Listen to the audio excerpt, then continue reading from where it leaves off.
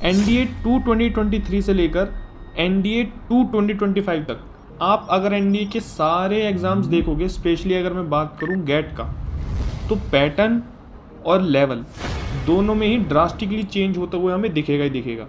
और अगर हम स्पेशल बात करें इंग्लिश की, तो अगर आप अभी भी यही सोच रहे हो कि यार वही पुराने तरीके से, वही पुराने मेथड से अगर मैं NDA क्वालिफाई कर लूँगा जो अब 2026 में आने वाला है, तो आपसे ज़्यादा बेवकूफ़ कोई भी नहीं है अगर आपने ठीक से इन पेपर्स को एनालाइज नहीं किया।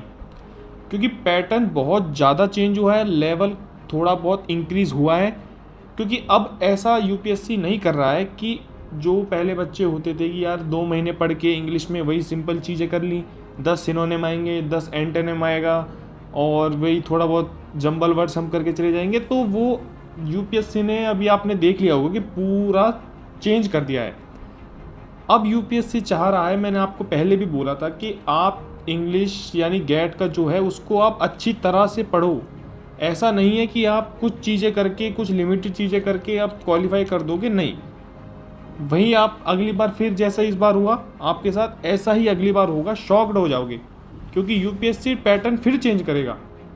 और ख़ासकर मैं बात बता रहा हूँ इंग्लिश की, जैसा कि आपने अभी भी देख लिया होगा कि इंग्लिश का पैटर्न कैसा आया है। और मैं आपको अभी भी बता रहा हूँ, लेकिन अगर आपने अभी भी अपनी स्ट्रेटजीज नहीं बदली ना, या फिर पढ़ने का तरीका नहीं बदला, तो नहीं होने वाला आपके साथ कुछ भी।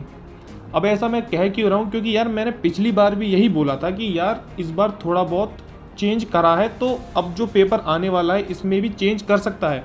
वो CDS के क्वेश्चंस डालेगा, वो CDS का पैटर्न डालेगा। और इस बार भी यही हुआ, पैटर्न डाला गया, वो CDS के ही क्वेश्चंस और पैटर्न्स को उठा के NDA में डाल रहा है। और अब आप क्या करोगे, मुझे पता है कि आप जो अभी आप जैसे UPSC नया पैटर्न घेर दिया, आप उसको पढ़ लोगे। अरे भाई, उसको तो फिर हर कोई पढ़ रहा है, लेकिन आपको वो पढ़ना पड़ेगा ना जो अब आने वाला है, जो UPSC पूछ सकता है। भाई चेंज तो वो कुछ ना कुछ करेगा।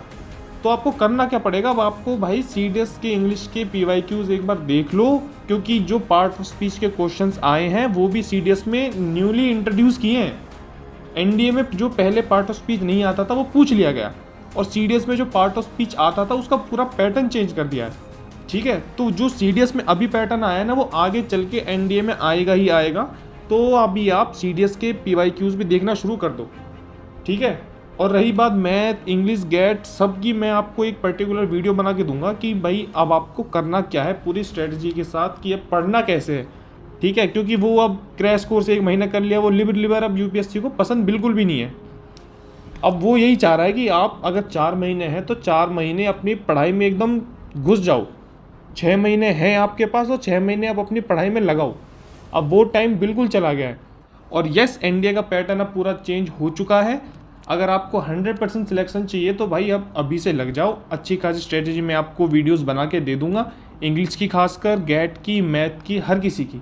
और अगर आप बोलो तो मैं आपको वो चैनल्स भी बता दूंगा कि जो अभी फ़िलहाल जो जिस पैटर्न का है वो उस पैटर्न के हिसाब से पढ़ा रहे हैं।